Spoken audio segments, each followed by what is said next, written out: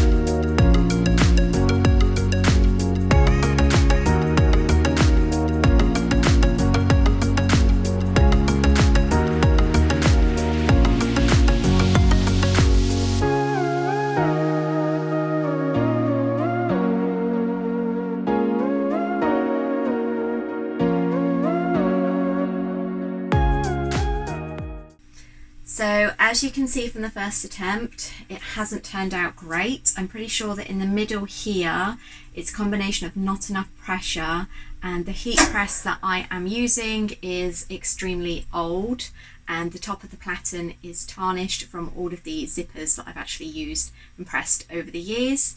So I'm going to be brave and try and crack out my new heat press, which regular viewers know there is a fault with, and just hope for the best. There is also, I don't know if you can see just here, a little bit of marking, and that is due to me underestimating how hot it was going to be when it came out of the heat press. Stupid, I know. I have pressed thousands upon thousands of items, so I know how hot this is, but obviously because this is metal, it just didn't occur to me. I'm going to have to get some heat-proof gloves because it's just too hot to handle.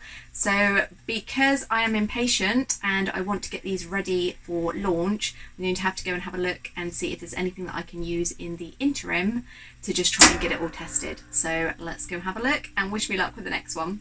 Second attempt, I am trying to put the temperature down to 170 degrees and just leaving for 40 seconds. I have something that I would not recommend doing at all. I have an infrared thermometer on order with Prime, but it's not going to be here till tomorrow. So I'm hoping that this is just going to give me a rough idea. It is a pretty good thermometer that we used to use for the barbecue. And I just want to see kind of what temperature I am at the moment to see if there is a big difference between my old press with the marked platen and my new press. I've put them both to 170, so we will have to see. And then I'm not quite sure what I'm going to do about the heat thing, because I also have some heat resistant gloves on order, but they're not going to be here till tomorrow. I'm impatient.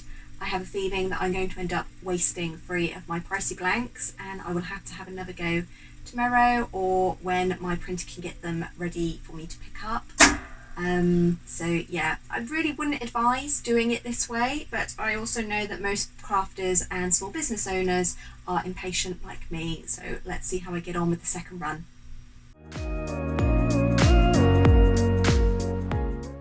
So interestingly, straight away I can see that there is a difference between what the set temperature of both these heat presses is and what it's actually reading, even with this cheap meat thermometer. So I am going to be brave and attempt to use my intermittent fault Styles heat press. This was part of the reason that I brought it, was to obviously use it for the sublimation work. The reason I'm so hesitant is because it has a habit of just deciding to randomly heat up to 200 degrees, and because I need to press something for 40 seconds, it increases the risk that it is going to do it whilst the item is in there.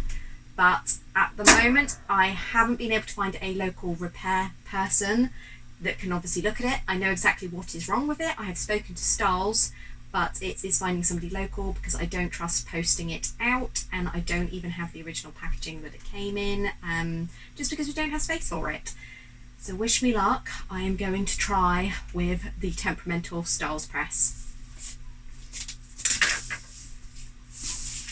First things first, I'm going to put my blowout paper down on the bottom, sorry, and then I am going to use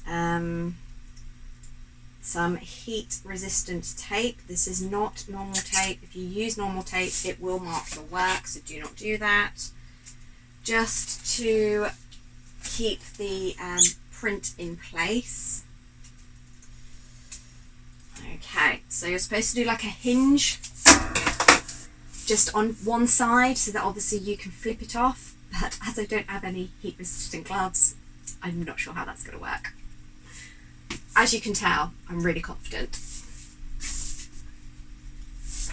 So on the bottom you need to put the artwork that you're using, but before I do that I have just remembered I need to get my aluminium sheet ready.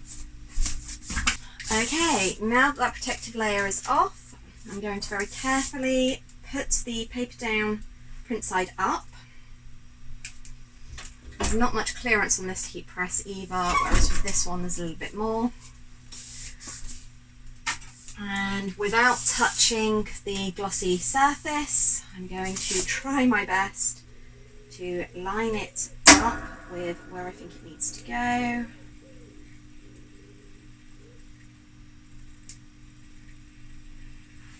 Then I'm going to put the heat tape down on two sides, keeping an eye on the temperature at the top as well to make sure that it hasn't decided to just do its usual trick of randomly overheating. Then another bit of blowout paper on top just to protect my top platen. Here we go, wish me luck. Okay, so I'm only going to heat it for 40 seconds, and then before the timer goes off, very carefully try to lift it so it doesn't disturb underneath. Remove the blowout paper straight away. And then I'm in two minds whether to leave it to cool down. I know there is a risk that it will overcook and dull the image, but my hands are not made of asbestos, so I am umming and ahhing as to what to do. Ideally, you need to get it off in one fell swoop. If you don't, then you will get ghosting, which is where the image presses on a different part of the aluminium whiteboard and you'll end up with the ghostly image.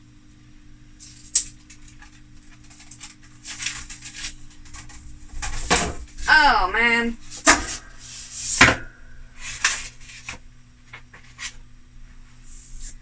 Well, we're kind of out, and I'm impressed. I think if I hadn't just dropped it then, we would have had a success. Okay, this is so much better. As you can see, the only marks that I've kind of accidentally did when I dropped it is here. There is a very minor, I'm not even sure if it's going to show off on camera, it's so reflective. There's like a mottling, and I'm not quite sure what is causing that.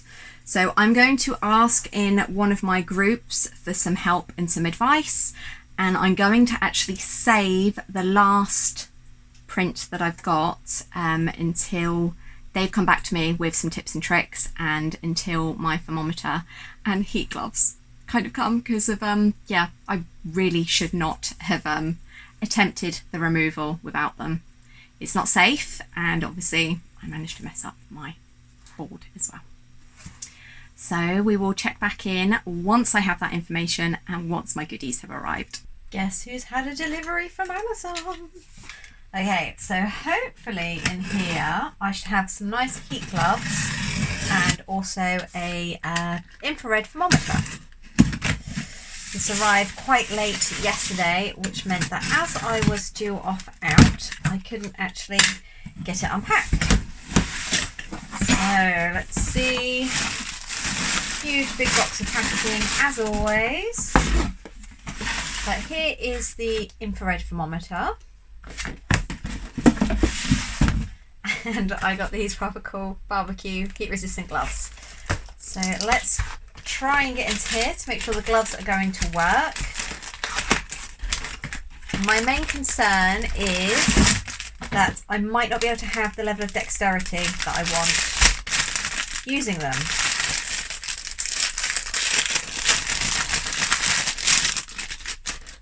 I've got a pretty cool design they are. I picked them for the reviews, the design was just an added bonus. But let's just see. They are quite large.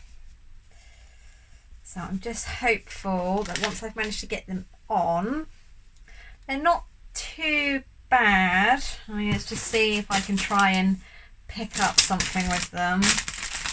Yeah, see, my only worry is obviously when I am trying to take off that hot transfer paper, that it may potentially shift whilst I'm scrabbling around trying to lift it. But until we've tested it out, we won't know. So there we go. I mean, they feel pretty good, but it's just that dexterity that I need to have. Let's just have a look. So obviously if I have my print down like this, and I need to get the bit of paper, I can already see there's a slight issue trying to lift it. But I'm hoping that with practice that might come. Fingers crossed. Fingers crossed. And on to the next purchase is the infrared thermometer. So Amazon has got so many of these available, from a couple of pounds right up to over 100. And I know that obviously the more money you usually spend, the better quality something is. But I'm going to be real here.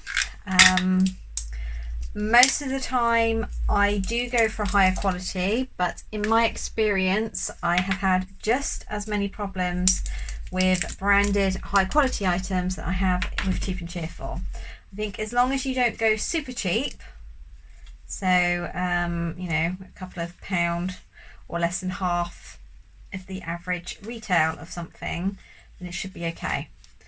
I am going to now have a look at this, read the instructions to make sure that I don't break it trying to put batteries in.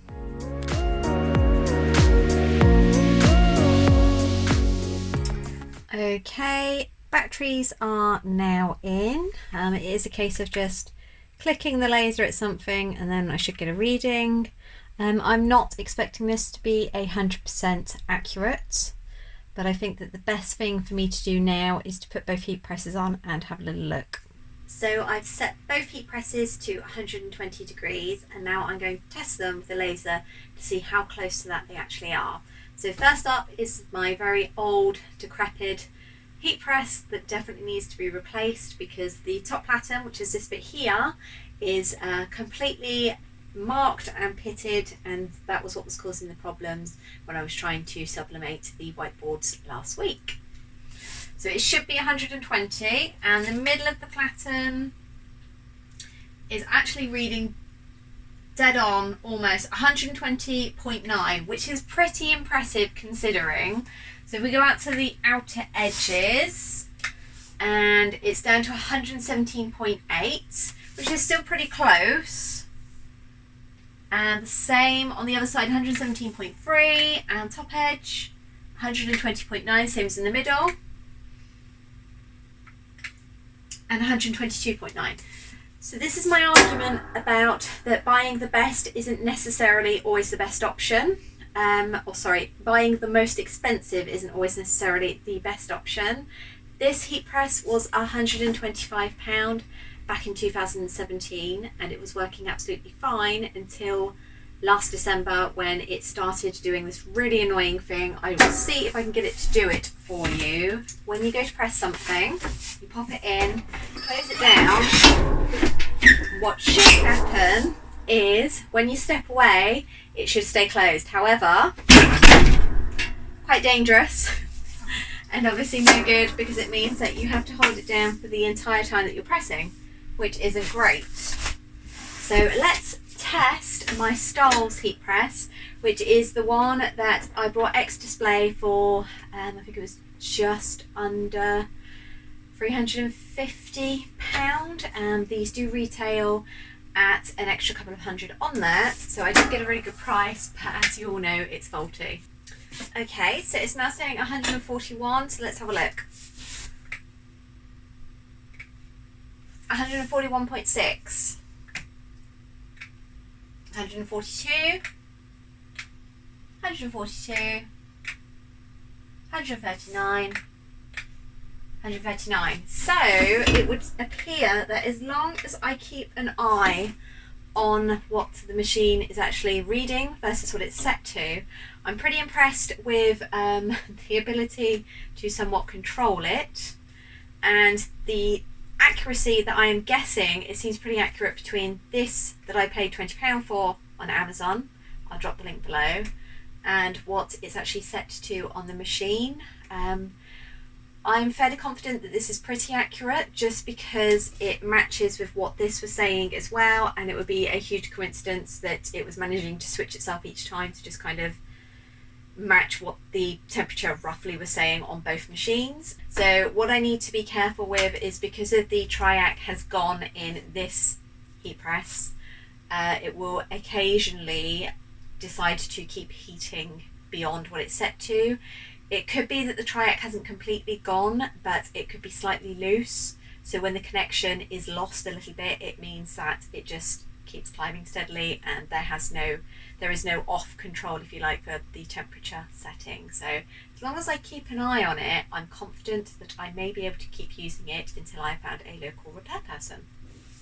So the next step is going to be me having a go at pressing the next whiteboard, but I need to wait for my prints. I've asked for some advice in one of the sublimation and vinyl groups that I'm in, and somebody has recommended 185 degrees Celsius for 45 seconds. So I've preheated the press. I'm going to double check it with my thermometer, make sure that it is roughly around there. 185.9, 188.6, 186.9, 188.4. So it's 187.9 in the middle now, and slightly hotter around the edges. So because of, obviously, I have the issue with it overheating, I'm going to knock it down a couple of degrees and then hope that that levels it out. I'm just going through now to just set it down to 183. Then I'll let that come up to temperature, and whilst it's doing that, I'm going to remove the protective peel from one of the sublimation boards.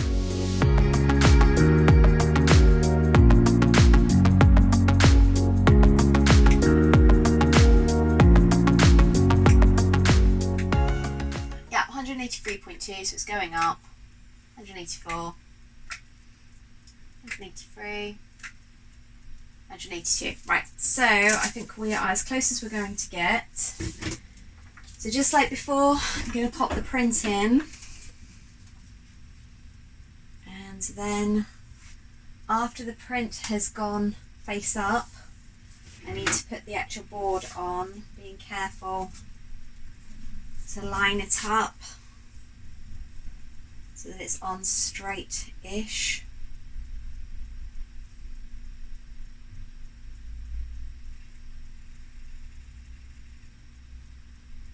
I'm going to use the tape that I've just got here just to keep it in place whilst the actual heat press is lifting up and down. Because I'm so nervous and it's so expensive to actually create these, I'm just going to double check again. Yeah, see, it's dropped a bit now.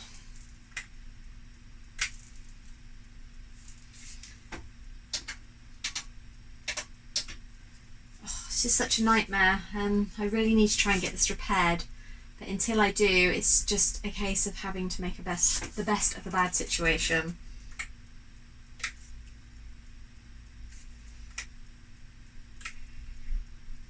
So I'm just going to wait until that's come up to temperature. So we're as close to temperature as we're going to get. I'm going to close this up. Wish me luck. Okay, whilst that's counting down on 45 seconds, I'm going to get my rather snazzy new heat press gloves on in the hope that I don't burn myself, because Last week it was actually quite a nasty burn and it did come up in a blister. So fingers crossed this week we're not going to have that. I don't have a great deal of dexterity with these, but they do look cool. So I have to obviously remember that when this opens, I need to be as careful as I can be so that I don't accidentally knock the design, because if you knock the design, then the gases end up smudging and you get ghosting. So fingers crossed.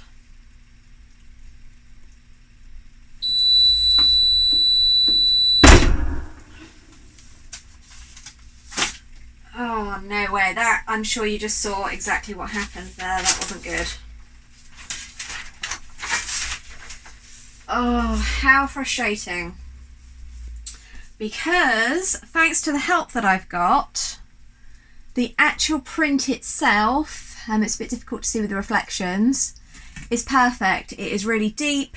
It came out wonderful. The only issue was where this managed to mark. So it's going to be another one for the reject pile, and I'm going to have another go whilst I've got them out and whilst everything's set up. And the eagle eye among you will have noticed that I also forgot to put some blowout paper on the top, which is most probably why that just happened. So annoyed with myself because, as I've said, these are really expensive to make each time. So take two. So I'm going in just like before, popping this on, trying to line it all up.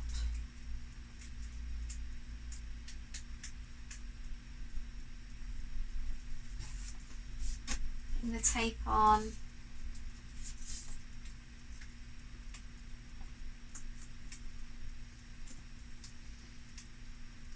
and this time putting some blowout paper over the top. Okay, all right, close this up.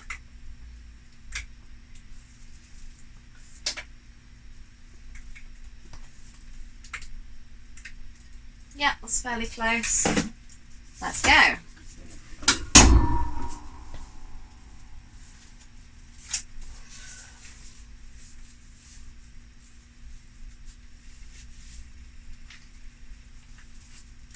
I'm really annoyed about that one. Sublimation is kind of a bit like magic, and the margin of error is huge, as you've seen. So it also means that you have to build into your costing a big buffer, because so far we have got 4 wasted boards, which is over £20 worth. So let's just hope that we can get this one working.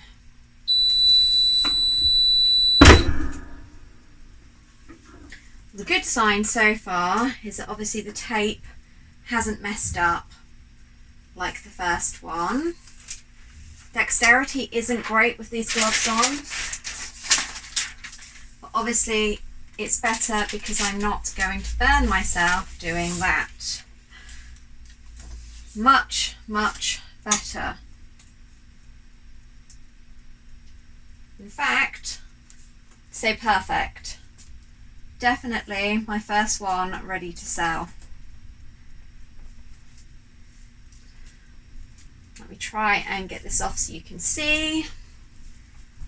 Again, I know that obviously with the reflection it's a bit tricky, but that is perfect. It's high gloss, it's exactly as I wanted it to be. And now we finally got our first print. Yes! So I'm just going to pop that down there to cool off, and then that is it for today's run of sublimation printing. Well, that was a bit of a long video, wasn't it? But hopefully you've now got a greater understanding of what sublimation actually means, and the fact that it is quite an involved process with lots of things that can go wrong. Out of all of the batches that I have done, we have got all of these boards here that have most definitely gone wrong. You can see on this one there's just a bit of a mottling, and on this one it was the one that I managed to drop where everything else was perfect. This one we've got some mega ghosting going on, again where I dropped it, and that was the original one that I did that didn't have enough pressure. But I am now happy to say that I definitely seem to be making some great ones. I have already sent some of these out to customers, and I am pleased to say that lots of orders are finally coming in for them. It's always a little bit worrying when you launch a new product like this, especially one that's quite expensive to produce, because obviously I have lots of stock ready to make them up, and if they don't sell, that is a huge outlay and a waste of money. But luckily my gamble seems to have paid off and people really like them. If you have any questions whatsoever about the sublimation process, then please do comment down below. I always read my comments, so I will get back to you. If you have enjoyed the video, please hit the like button, and if you haven't already subscribed, please do.